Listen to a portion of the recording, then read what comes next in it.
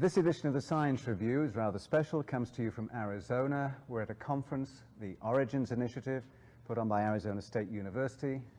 Largely responsible for that is on my left, Lawrence Krauss. We'll get into that later. You've been watching possibly some of it on the web, and we'll be carrying it on the Science Network later. So this is a discussion among some of the people who've been here. On my far left is Richard Dawkins.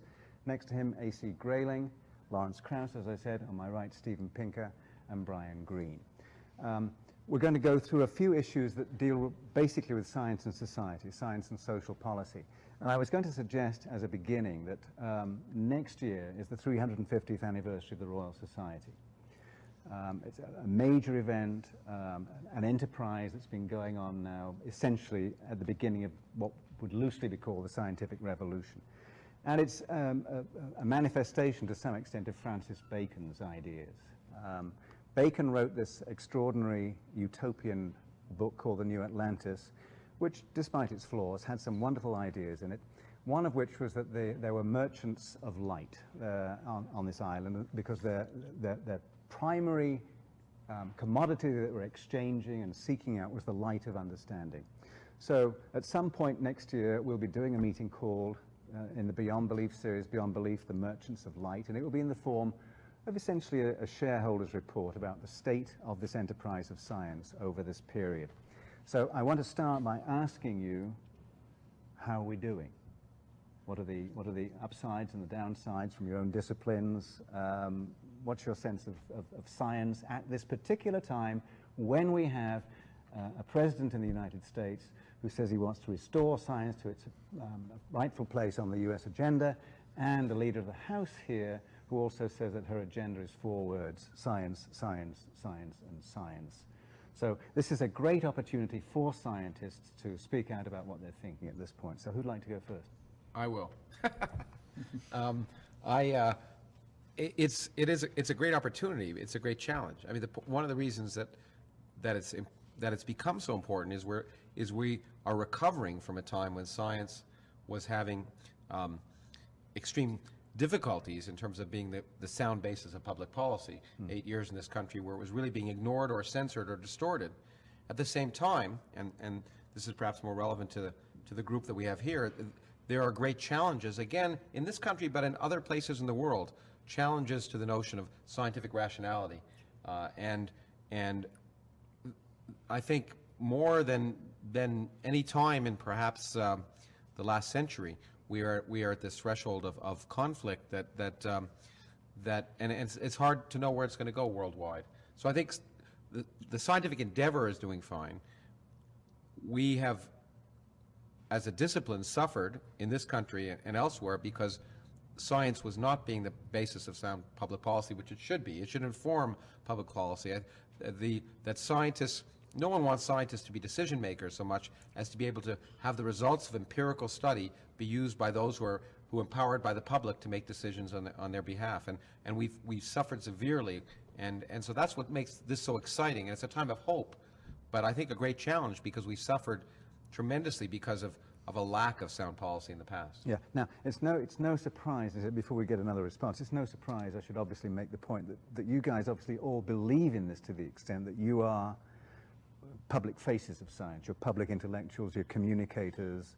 Richard, particularly on selfish gene evolution stories, but also on the God Delusion book and so on. Anthony Grayling, philosophy, communication of ideas about what is good, what is right, moral issues, and so on. Steve, last book, The Stuff of Thought, so very much interested in how we think. And Brian, the cosmos, the big stage. Your role in this is obviously important. So let's start at this end and pick up from where Lawrence started there and see what your sense is from your place on that. Unless Richard, you want to? I was just going to say, I thought we were talking about the last 350 years, not current policy in the United States. But you can you're absolutely last 350 years. Okay. Do you want to actually go in now? Well, I thought we decided on 2 different things. One was the last 350 years and then current policy. It sounds as though Lawrence jumped into part two rather than... I thought he asked at the current time, but maybe you want to start, Well, you want to start this all over again? no. You're all such nimble thinkers that we'll go between one and the other. I actually would make the case, I think I could at least try and make the case that there's something not dissimilar now to then. I mean, the 1660 was a time of great turmoil. There was just a beginnings in science. Hooke, Wren, Boyle, and so on were just beginning to meet. There were no coffee houses, if you'll recall, in England until 1650. Coffee houses in London in 1652, and if you read Pepys and John Evelyn, you find that all these mechanics and the virtuosi, like Wren, Hooke, Boyle, and so on, are meeting at these new places, and there's a kind of a coffee internet. There's a cognitively enhanced driving engine going on, bringing all these people together into a community, the kind of community of science that Bacon was advocating. I would suggest that after a lot of the disarray socially that's been going on recently, that the sort of sense of science now is not radically dissimilar. It's a great opportunity to do the same sort of thing. Well, Roger, so that's the link I wanted to make. It's quite a good point, because we just come out, or are in a period of turmoil. There's conflict in the worlds of a serious kind, which the US is deeply engaged in, and we've got this economic difficulty that we find now. Just come out of a double presidency, and two terms president who's been very inimical to science, and Lawrence is right about that. And there are some parallels with 1660. The Civil War period, the Commonwealth period, the restoration of the monarchy, and so on. So, there are these superficial analogies at the very least. But one thing one has to remember is that the foundation of the Royal Society was not just the origin of something, the beginning of something very important in the institutionalization of science as an important thing in society, but it was the end product of something, of 100 years of struggle. Yes. Between, on the one hand, the emerging empirical studies, and on the other, reactionary forces, in particular the church, that was made very anxious by some of the things that the new sciences were saying. And the fact that an institution could be set up in 1660 was the mark of, of a success. That there had been a victory of an intellectual kind at the end of that century, that had started with Copernicus and all the great changes there. So it's an important point to remember that it's a mark of a stage in a process which has been a longer and a richer one. I was focusing on the notion of how do you build a community which is engaged with, sympathetic to, supportive of, and doing good science. Well, So, I mean, obviously, there's one huge difference between now and then. The science has become such a community. That's what I think the people at this table try to do, is explain to the public how the scientific community works so successfully internationally together to change the world, and that's happened and will continue to happen regardless of the public perception of it. yeah, but let's Yeah. Brian had Yeah. a point. Well, it's interesting. You began by asking, how have we done? And we've done really well. And you think back to Newton, he was trying to figure out the motion of everyday objects, from throwing a ball to the motion of the moon, and he did a really good job. And he did such a good job that it took us a long time before we were able to make the next dramatic steps. But we have. We've been able to understand how molecules work, how atoms work, subatomic particles. We've been able to go the other direction, figure out how neutron stars and black holes, entire galaxies, and the whole universe. We really have a fairly good understanding over a huge range of physical scales. That is a tremendous achievement, but it also sets up a challenge. We are now investigating realms that are so far from everyday experience that it really requires us to be a bridge from very unfamiliar territory, molecules, atoms, and particles, and the strange features of the quantum world and black holes and so on. We need to be the bridge so that the general public recognizes how important these studies are and how exciting it is, the wonder of science, the inspiration that you can get from the ability of this thing inside our heads to go so far beyond and really grasp the universe in a very deep way. So it's been a great time, 350 years, but the success also sets up a great challenge. I strongly agree with that. I think that the scientific enterprise during the last 350 years is, without a doubt, the crowning achievement of the human species. It's just beyond parallel. It's been progressive, standing on the shoulders of giants. In my own field of biology, since Darwin, We now understand why we're here. We understand what life is all about. We understand what it's for. We don't understand in every detail how it works, but we know what it's here for. And post-Darwin, we no longer have to resort to superstition when faced with the complexity of life, the elegance of life, the strong illusion of design of life, which after all is a hugely persuasive delusion. Then after Darwin, staying within biology, molecular genetics, the achievement from 1953 onwards, has been a quite astounding achievement. The reduction of genetics to a branch of information technology. It's become a branch of computer science. The idea that every living creature carries within it a digital archive, a database of the way its ancestors lived. I mean, Darwin would have killed for such information. It would have been absolutely amazing to Darwin. What a tragedy that he's not here to share in it. I think that it is something we should be enormously proud of as a species. But I agree with Brian that it's also an enormous challenge for the future as well. Yeah, Steve? And of course, the culminating step in this progression is that we're turning the tools of science upon ourselves, understanding how the human brain works, how human societies and culture emerge from interactions among the intelligent organisms such as us. And I like to think that it's that final step of turning the microscope around and looking at us as humans that explains what's so special about science and why it's such a fragile, vulnerable enterprise. Namely, that there's much in the operation of the human brain that runs counter to the ideals of science and enlightenment more generally. Some of them are our cognitive limitations that Brian alluded to. It's very hard to wrap your mind around a black hole or relativity or some of the findings from quantum physics.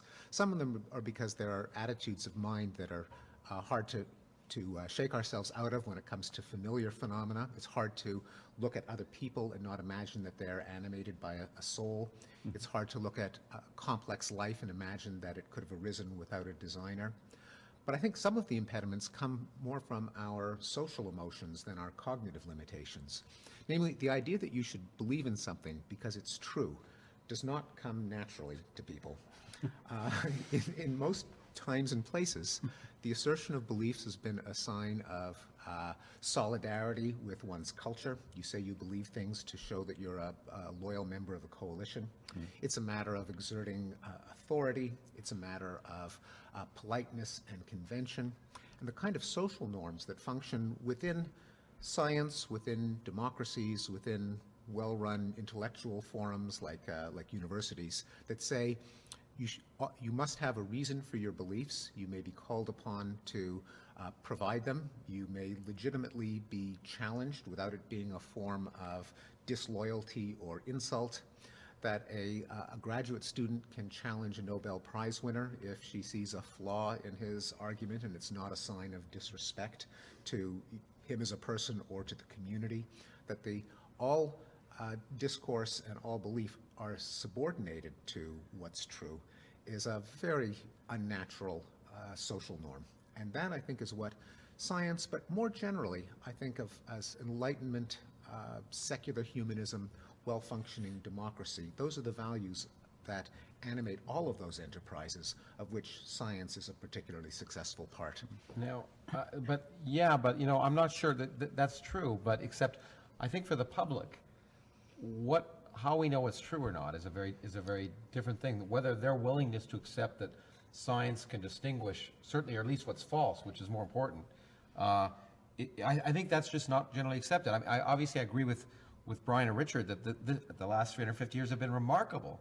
But at the same time, if you look at people on the street, if you ask people why a book will fall faster than a piece of paper, most people will say the book is heavier, in spite of the fact that we've known for hundreds of years that that's not the case. If you ask most Americans, at least, whether they quote-unquote believe in evolution, most of them will say they haven't. So there is this disconnect between this remarkable enterprise that has literally changed the world and people's perceptions of it.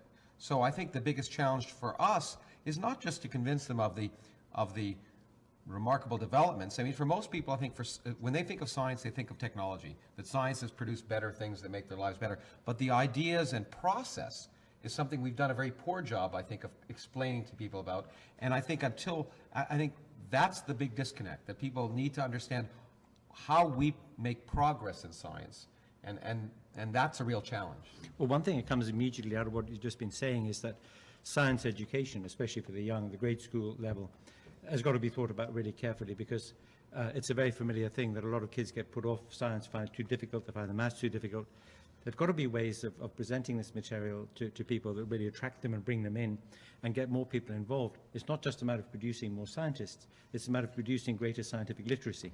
Because the crucial thing at the moment is, you say that people are aware of the fact that technology brings benefits. It also brings serious disbenefits in the form of weapons and accidents that might happen and so on.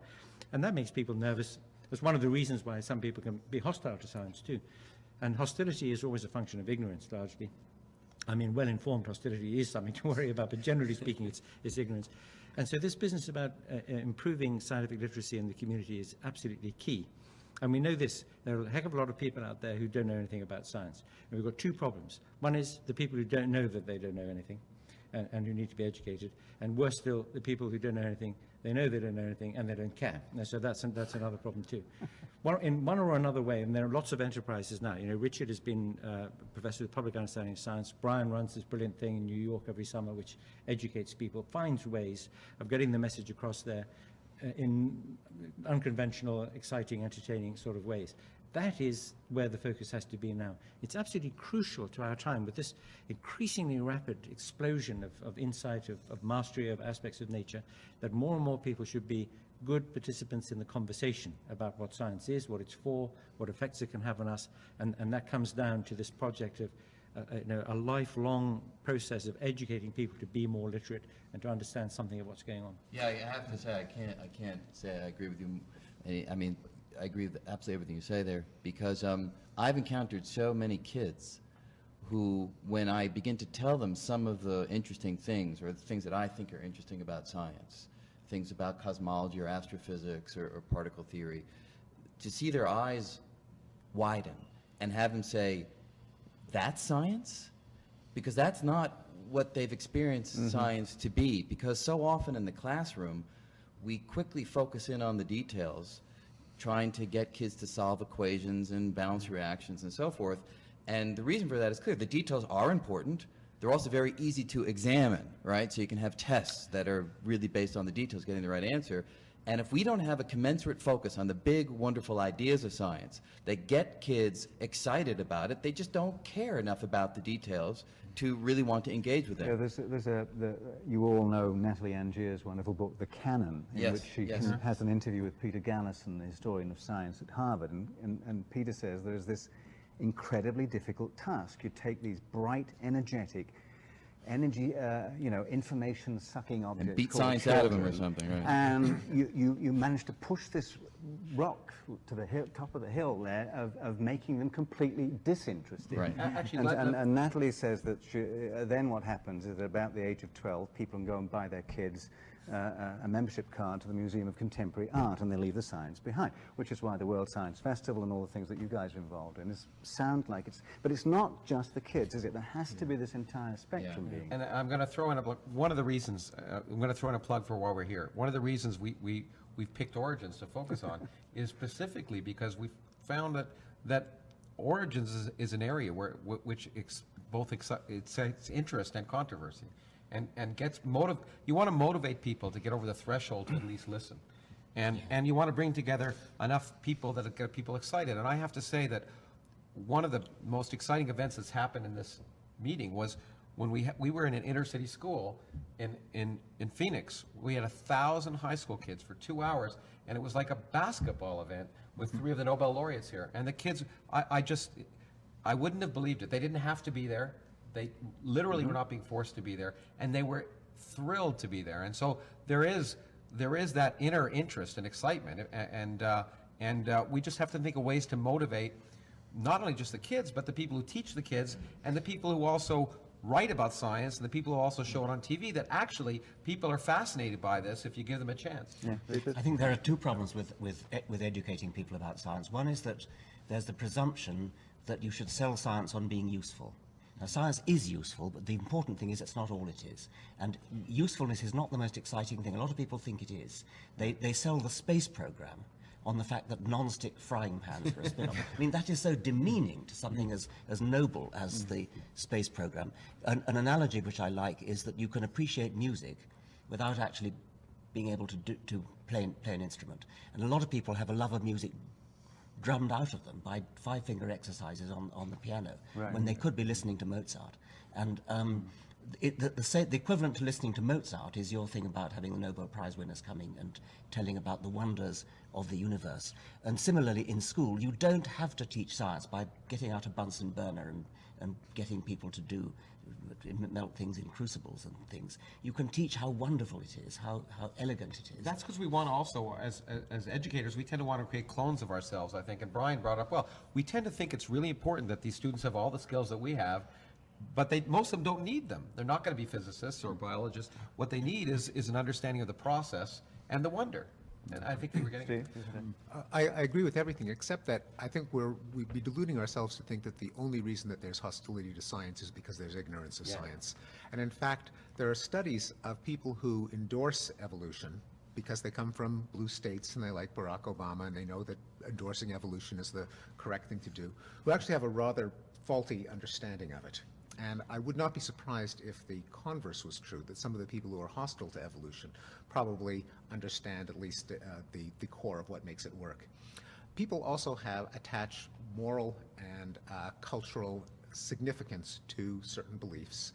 And the people who are hostile to evolution are ones who think that it is incompatible with moral values, that if evolution were completely true, we would be like, if you teach kids they're animals, they'll behave like animals, we'd be raping, we'd be carrying out the dictates of our selfish genes, value, purpose, meaning would evaporate.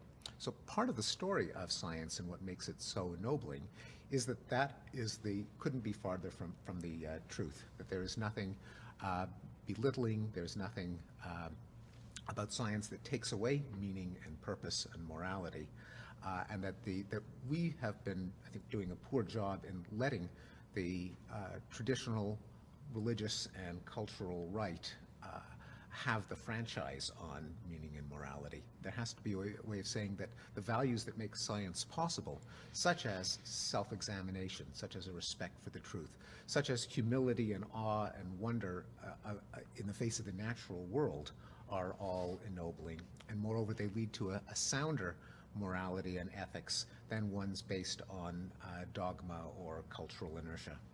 This, I think, is a very, very important point, and I agree very much with Stephen there. A lot of people think that science is reductive in the sense that you don't see the pearl, you only see the disease of the oyster, and somehow this takes all the colour out of the world and all the meaning. And what you can easily do is to tell people that what the 18th century Enlightenment was about the attempt to apply canons of rationality and evidence-based reasoning and empirical constraints to the social sciences and the humanities and the business of government and thinking about the human good. I mean, it's a fascinating thing about that period in time, that people saw that there was a way of approaching things and thinking about things, discussing them, which would open up a new understanding, a new depth of understanding across the whole board. So it wasn't just a matter of the natural sciences or natural philosophy as it was called then, but it was about that whole project. And just to go back to something that Lawrence said right at the very beginning about the scientific community, because it's connected to this idea of the ideal, or not the ideal, but the maximally meliorized sort of social setting, right, is that the astonishing thing about the scientific community is its internationalism, is the fact that it is a pure meritocracy, or almost a pure meritocracy. The fact that there is a set of languages spoken by physicists, by biologists, whatever it might be, which enables them to communicate and share ideas, to challenge one another, to test one another. There's a very healthy kind of competition, sometimes a little unhealthy, and people nick other people's ideas and so on, but generally speaking, it's a very flourishing, a very vigorous community.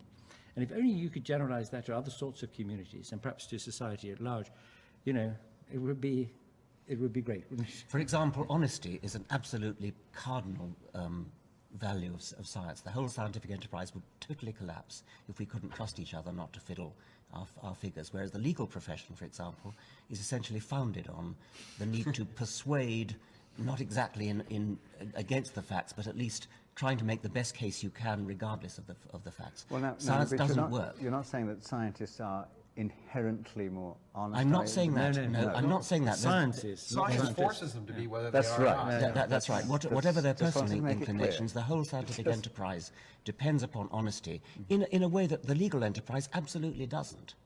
But But it it's- also, but but it's- also suffer. Oh, sorry, Brian. I was going to say, but it also has a self-correcting mechanism to Yes. enforce that. Peer review and, Peer review and repetition of replicable experiments results, and so on. exactly. But it is incredibly susceptible, and that seems to be because we trust each other. When someone does make a fraud, there's been a lot of examples of how far it can go because we presume honesty. We're But it also such makes suckers. it, but it also It's makes it found out, difficult. though. But it makes it also difficult to counter. I know, for example, in the context of the debate against intelligent design, which I've been a big part of. There are, in fact, the Discovery Institute, which is the major proponent of intelligent design, they know very well that the end justifies the means, and they're willing to distort the truth for that. And many, many scientists have a difficult time responding to that because it is very difficult for scientists to respond to people who are knowingly willing to lie in order to achieve a political end. It's very difficult. Well, but look, let's talk about this notion of truth, because that sounds like there's some final thing to be found. I mean, most scientists would subscribe to some extent to the philosopher Karl Popper's view of things, where you are constantly coming up with ideas and then you try and falsify them. And so he would do piecemeal social engineering and so on and so forth. I think there is an idea, the general public does have an idea that there is some final truth to be reached, and are somehow find the enterprise wanting when they read in one newspaper that there's a new study out which conflicts completely with the study that came out 3 months ago, which caused them to change their entire medication and so on and so forth. So there's this conflict here between ideal. How do you explain that to people when you're out there? There's a large part. I think part of it is the need to sell. All of us have experienced Sell? this. To sell, yeah, to sell things. I mean, to sell papers, to sell other things, so that many times a new result is jumped on. First of all, by the universities who promote it with press releases, when it may not yet be ready to be reported on. The journalists who then utilize it, and the fact that there is, and the need to always think that in order to sell it. Brian and I are probably more familiar with this.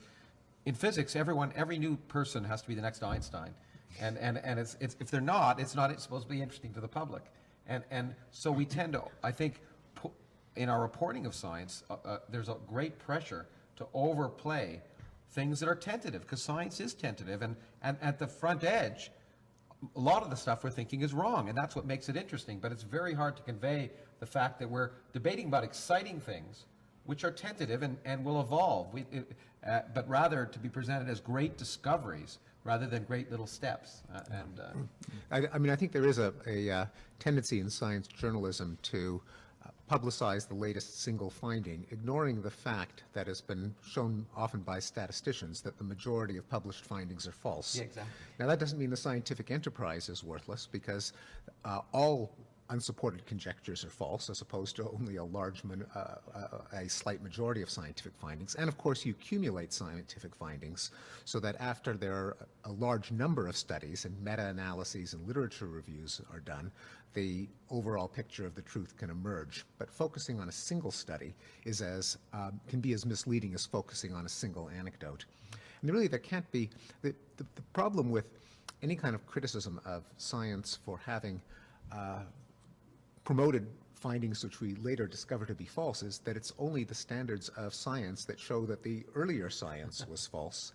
And in a sense, science as a method, as opposed to science as an institution, the particular people who happen to be running the scientific enterprise at any one time, but the standards of science, in a sense, you can't argue against them, because the only way that you could show any of the limitations of the claims to knowledge from science are with better science. It's like criticizing rationality. There's something inherently incoherent about it, because it's only by developing a more sophisticated rationality that you could criticize the rationality that's in effect at a given time. I think Brian was frank the other day in a panel when he said that what you're actually trying to do, and I know this was loose, is to try to accumulate evidence to distinguish this just-so story from that just-so story, which acknowledges that science begins, as we all have always talked about as storytelling. You have to tell some sort of a story to begin with, and then you test it against reality. But That's right, but the one thing that I would emphasize is if we were better at communicating the larger framework within which science happens, which is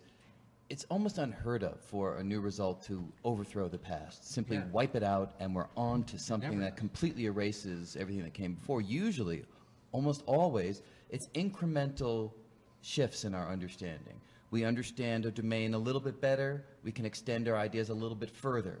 And indeed, at the cutting edge, those extensions often will later be shown to be wrong or need to be modified, but the core of the enterprise almost never is thrown away, is never wiped out. And that's the bit that gets lost when we always think, oh, new result says this, new result says that, and we feel that everything is changing. No, the core is not changing, it's just at the edge. And I'd get rid of the word almost. I mean, the great thing about science, and it's the biggest misunderstanding of science, is that scientific revolutions do away with everything that went before.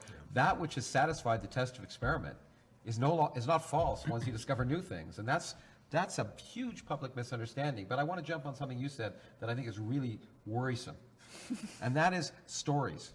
The public has this perception that science is a set of stories, and religion is a set of stories, and it's these stories versus these stories. But science is a lot more than stories. If it were just stories, it wouldn't be worth talking about. It's stories that make predictions. And it's a view that makes predictions about things that can be then tested. And that's the whole point. And I really do think that a lot of the public's perception or an unwillingness to sort of accept things is the perception that it's just a set of stories and that you can choose which ones you like best. no, I'd already contexted that Yeah. with Popper's No, discussion. I know, I but wasn't it's obviously- fine for you to make the point more I strongly. think there's a problem also with trotting out Popper all the time because Oh, there's a real sense in which there's a double standard whereby science is held to the sort of standards of Popper. You never actually prove anything, you only fail to disprove it. I mean, technically that applies to everything. That applies to the fact that this table is sitting here and that it's sunny outside. Right. I mean, these are just hypotheses that have never been falsified. But only science has to suffer this heckle of the Popperian standard. And the public misunderstands this. You know, evolution is only a theory. Well, yes, but it's only a theory that we're sitting on chairs. In that sense, in the same sense as it's a fact that we're sitting on chairs, it's also a fact that evolution is true. Because one wants to add to the idea of science as an accumulating, self-adjusting body of knowledge, which it is, and which a million times a day, you know, every time you get in an airplane or use your mobile phone or something, via its applications through technology, is being constantly confirmed, and it's getting a lot of supporting data there. But in addition to that, in describing what it is, one wants to say something about it as an attitude. That science is a way of doing things, a way of thinking and of finding out and of testing it. There's a very marked contrast between the scientific mindset, which is prepared not to know things yet, prepared not to understand things yet, prepared to be open-minded, prepared to recognize that solving a problem may very well generate a number of new problems, and to be interested and excited by that, to be interested and excited by uncertainty and open-endedness. Whereas there's another kind of mindset which wants a neat story with a beginning, a middle, and an end, wants closure, wants everything explained. This is characteristic of the religious mindset. And it's very uncomfortable with open-endedness and uncertainty, not wanting to know. And there's a huge contrast between the fact that you can tell a closed, neat story which has got a beginning, middle, and end and a meaning in 10 minutes, and you can't do that with science. It takes, you know, a certain apprenticeship to be able to get in there and to be a net contributor to the scientific process. That's not the same thing as saying that it's hard to become scientifically literate, because this is the point we were talking about earlier, that we want to encourage people to be scientifically literate. But to understand that this open-endedness, this uncertainty, the fact that not all the answers are in, that some answers create more questions, all that kind of thing, is an excuse which is used by the people who like the neat closure type story to say, well, you don't know the answers, and there is uncertainty, we don't know how it began, we don't know where it's going, and to use that as an excuse for stopping thinking about it. To come back to what Brian said, I think that meshes really nicely to his initial statement that the problem is somehow what we teach. It's a lot.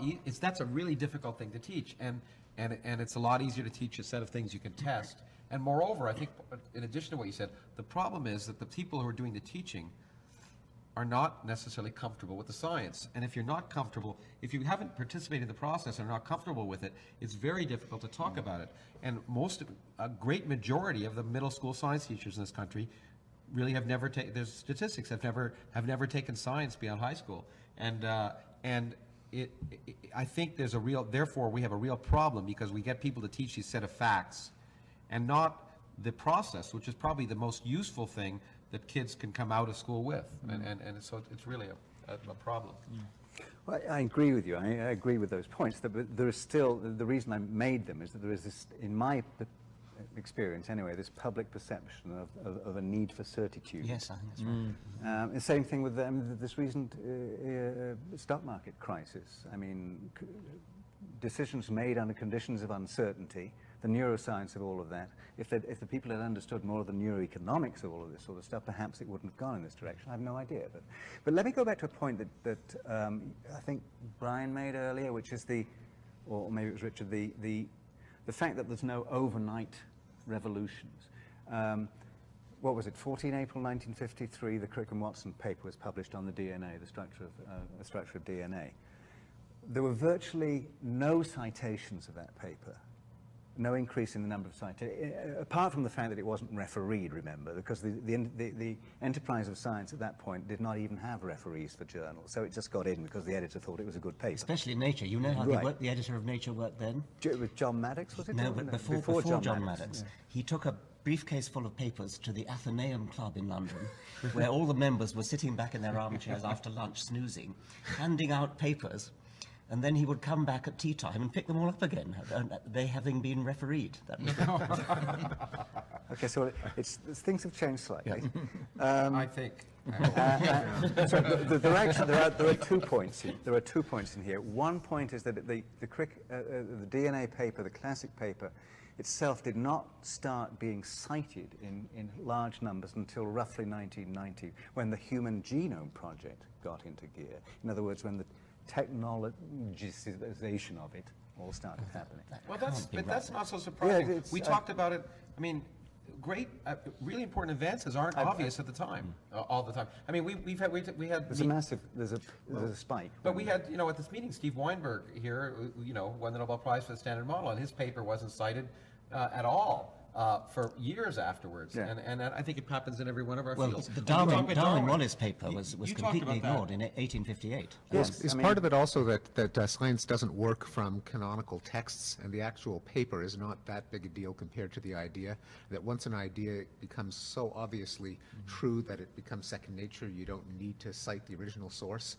If I cite if I mention the inverse square law, I don't need to have a footnote attributing it to. Yeah, exactly. Once it's important, it's And I think with Watson and Crick, I mean, I don't know how many people felt the need to cite that paper once it just became the indispensable infrastructure of biology. I think the point was that it still took a while, as with the reading at the Linnaean Society of the Darwin and Wallace papers, for it even to penetrate what was going on. I think it can happen both ways. I mean, there's certainly, I'm aware of papers that really changed people's thinking fairly significantly in terms of what they were going to work on. That paper came out, and they just changed their research and focused upon it. Again, it didn't wipe out the core of the science that went before. It just had enough of a compelling story to tell. Perhaps you don't like that word. No, it had enough of a new direction that people said, this is something I really want to work on. They'd shift immediately. And yes, as you say, there are other examples where technology needs to catch up before you can really make use of it. And that's but I think the bottom line is the core is stable. Yeah, absolutely. But all of us have been. We all probably have to write research grants and proposals, and it always amazes me because you're supposed to be talking about what you're going to be doing 4 years down the road. And if science is any good, you don't know what you're going to be doing 4 years down the road. Let me play devil's advocate for a minute and take that point beyond where it was going. The second point that came out of that was, I've spoken to a number of scientists who would actually say, if they had to write a headline, science is broken. And what they meant by that is that there's too many people trying to get too many papers into too few journals. The refereeing process is very difficult. It's not people sitting at the Athenaeum passing the thing around. And somehow there needs to be a different kind of refereeing system for people to judge their work, that maybe there shouldn't be anonymous referees, maybe people should have to sign their referee. Do you have a sense of any of this? Because that's another part of the community, how the community is arranged. No, I think it's a cogent point in that we scientists probably have not applied scientific self-scrutiny to our own cultural norms as much as we should. It's been taken for granted that peer review is the only ritual that can sanctify a finding, even though we know from studies of peer review that it has a number of systematic flaws. The name, the reputation of the person writing the paper makes too big a difference, which you can always guess even when it's blacked out. Too much depends arbitrarily on the choice of referees. If you just pick 2 people, that is such a small sample that the outcome is going to be determined by whether you have someone that's sympathetic or not to the basic approach. And there are alternatives. I think we've inherited a practice that comes from the era in which paper was a limiting resource, that mailing out copies of a journal was so expensive that only a small number of organizations could do it.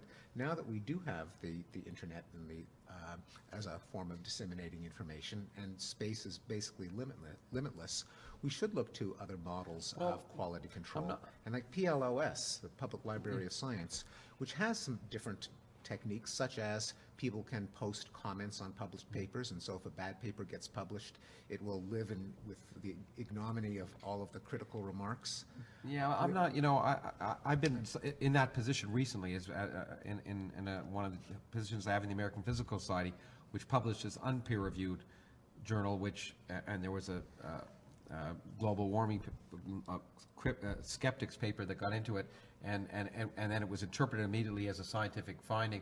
I tend to think, I'm not sure, there is an editor friend of mine who would like to publish every paper he gets along with the referee's report beside it.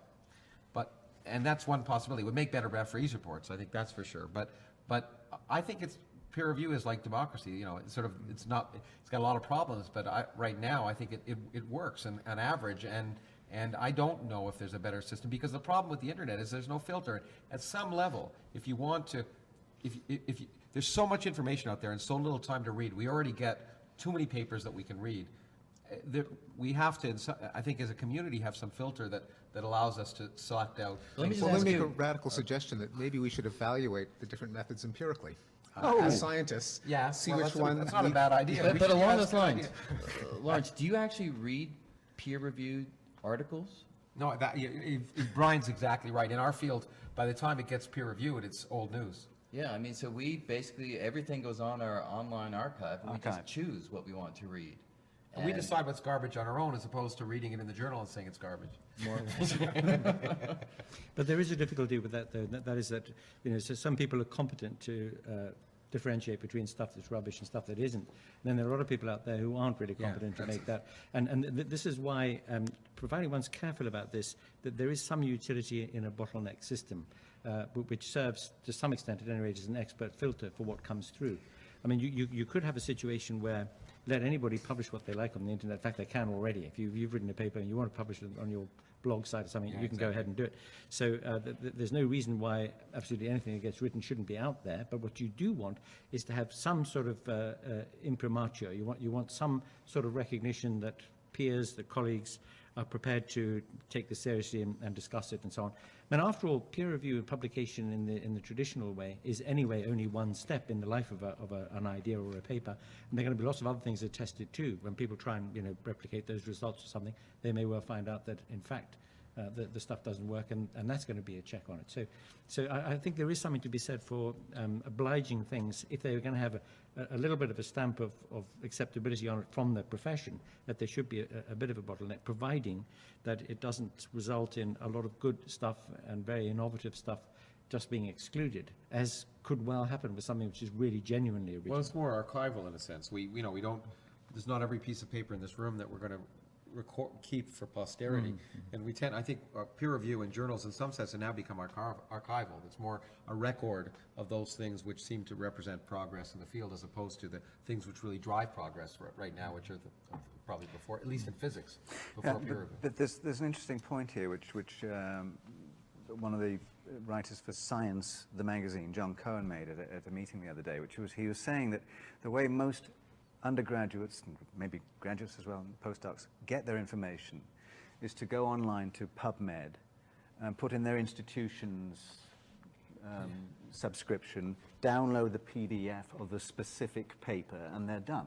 Well, half of the book of a journal like Nature or Science, the front half of the book is not papers, it's context. It's what is the science community doing and what's the world doing about science. It's got all the news stories in there, the context, the commentary and so on.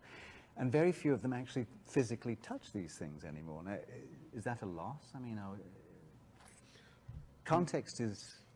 Well, if it's correct context, I mean, I think, although, you know, I'm not sure I agree, because at least most of us probably get a lot of our stuff electronically now anyway. And as far as science and nature is concerned, I tend to get their weekly news. I mean, I get on my email all the context and commentary that would have come in the front half. You'd be of that by surprised email. if even if you talk about an ordinary newspaper, how many people you'll go to when they're reading the online version will suddenly, because they're staying at a hotel or something, get a newspaper and they'll say, I found such really interesting stories here that I'd never have seen before because it was online. Yeah, There's an amazing service that will actually download and print stories on hard copy and deliver it to you in your mailbox. It's called magazines. revolutionary. No, but you know what? We're all of a pretty well a similar generation, I think. And I'm wondering, it'll be an interesting empirical study. I'm wondering if my daughter's generation or her children's generation, when there's one, will in fact find it much more comfortable to read things online. For example, I bet all of us made this transition. When I first started to write scientific papers, at the beginning, it was very difficult for me to do things on computers.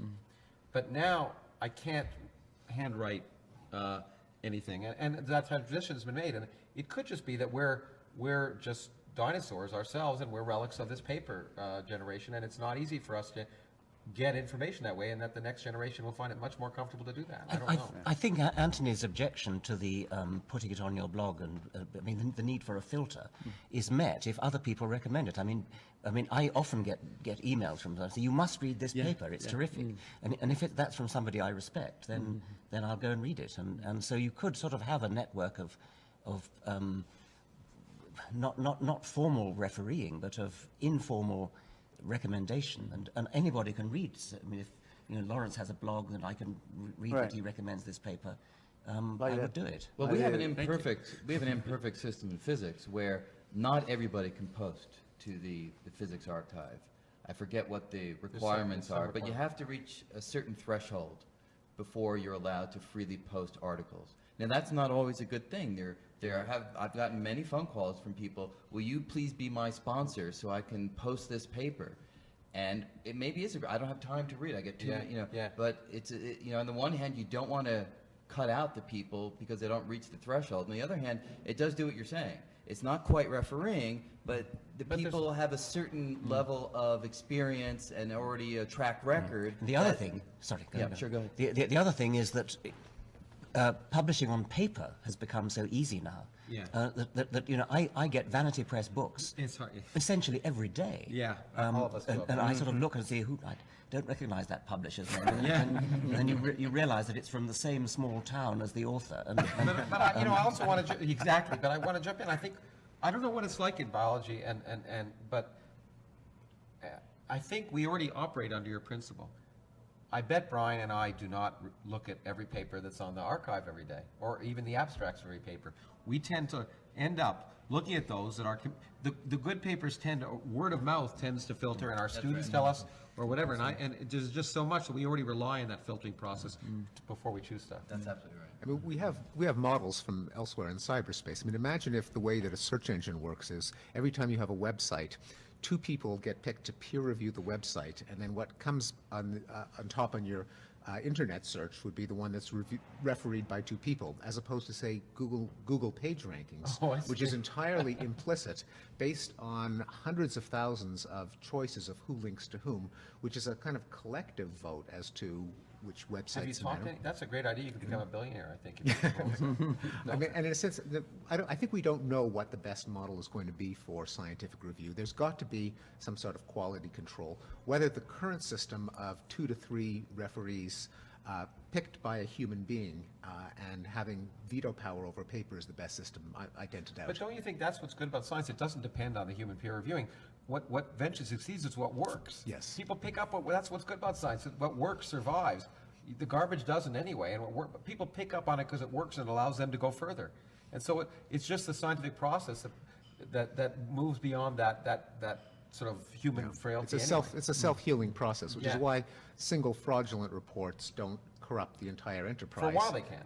For a little while they can, but the you're- enterprise works around them. But are there any good examples of an absolutely excellent paper that was suppressed in the modern era, and it took a while before it bubbled up? Oh, sure. Oh, Yes. Yeah, there's the ones about, that, well, there's a whole, I think In more. physics, I'm referring to. In physics. Well, in biochemistry, my biochemistry. friend Yeah, John but those are, Krebs in has- other words, the nice thing about physics is you can sit down with a piece of paper and generally calculate. Again, if it's an experimental result, it's harder. But a theoretical, are there any No, the wonderful ones I think theoretical it's more papers? being ignored rather than suppressed. Right, I mean, okay, they're just people yeah. didn't realize the importance. But Right. I don't know, but I think Richard's right. There are suppressions, and I think, but one of the reasons maybe because of, I tend to think maybe because of money, that biochemical things. I mean, there's a lot more money in medicine and pharmaceuticals that unfortunately adds a whole different set of pressures that we don't really have in physics at this point. There was a list was going around. This is a slightly cheesy question. You'll forgive me in advance, but there was a question on the Freakonomics column of the New York Times recently that said, you get these top 10 lists of who's the best, who named the top 10 people and we never get a who are the top 10 scientists list, right? It's okay. So in fact, if you go and take a look at it, it's mostly the people at this table, as it happens. But asking you the same sort of thing over the past 350 years, not who was don't give me the list of Newton and Darwin. Can you think of some unsung heroes that people really should go and figure out what they were doing and? Well, I think that's the wrong question. All right, I think okay. People are too fixated on people. And I mean, it's great. I mean, it's nice to have scientific role models, and I think it's good for kids to have scientific role models. But the people are, I mean, there may have been amazing people, Well- and in its historical context, it's wonderful. But they're irrelevant to the science. Yeah, well, let me tell you, the practice of science and science as a method is one thing, and I agree with you about that, but I find that practically, if you tell people Bill Hamilton's life story and what he discovered, but put it in the context of who Bill Hamilton was, it somehow comes alive in a Oh, different sure. kind To of get way. people interested, it's true. But there's Richard, a whole, do but you there's- see what I'm getting at? Yeah, there? kind of. There's a whole realm of journalism I call People Magazine sort of science reporting, which is That's not what I'm always talking about. Everyone, I agree with you. We need to humanize the endeavor. People have to realize that scientists are human, and that's why there's a lot of efforts. In fact, and I think both Brian and I are in this, and maybe a bunch of the others here, trying to get scientific themes in Hollywood, and so scientists on. It's more integrated into the culture, so people realize that scientists are people and the scientific endeavor is culturally interesting, etc. I agree with you completely there to humanize it, and so that's important. And that's difficult in itself. You have a series like Lie to Me on Fox TV now, which is based on the Paul Ekman's work, of course, the facial expressions and so on and so forth. So it's hard to convey some of the science in those sorts of things. But I still liked my question. Well, according to one poll, the people were asked to name famous scientist, and the one who came out on top was Bill Gates, and the second one was Al Gore. So we have some work to do. Have some work to do. Last question then.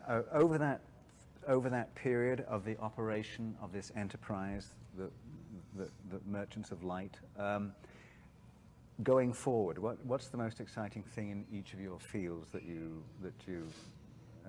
are looking forward to? Well, I'll just. That's another People Magazine question. Yes, well, but anyway, answer it. the simple Answer answer, it. when someone asks me what's the next great thing, I always I say if I didn't knew, say I'd what's be the doing next it. great thing. But I think there are. And Einstein said if it wasn't called research, well, I don't want yeah. to usurp. I bet Brian and I agree on almost, and that's what's great.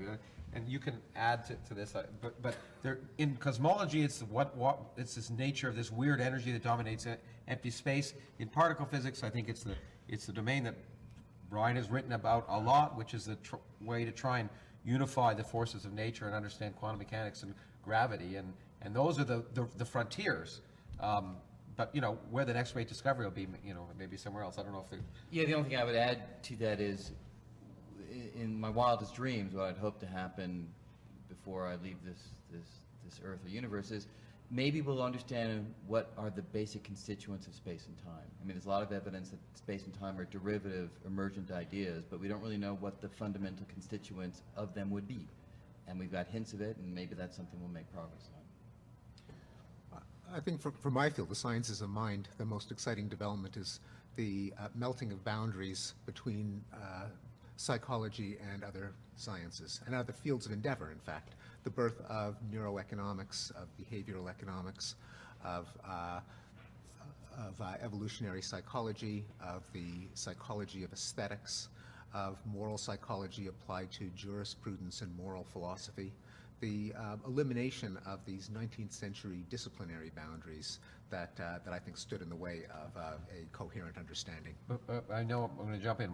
That's another advertisement. That was the thing we were trying to achieve at this meeting, and that's the thing we're going to continue to try and achieve.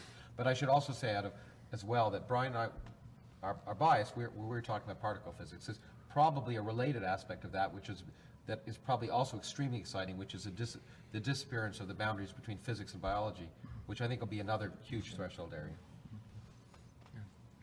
Well, I think I would have to say understanding consciousness, which is more Steve's field than mine. So I won't say that because it's not my field. I think I would say perhaps a complete computer simulation of an origin of artificial life and subsequent evolution in an artificial world with its own physics and its own ecology, its own ecosystem, a second life that actually evolves rather than being designed by humans.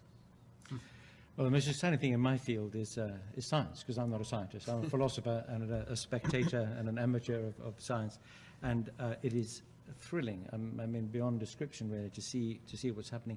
I mean, across all these fields, cosmology in fundamental particle physics, in biology and biomedical sciences, you know, the progress that's being made now is really extraordinary. And because I have an interest in philosophy and philosophy of mind as well, you know, what's happening in neuroscience and its effect on understanding psychology and on consciousness.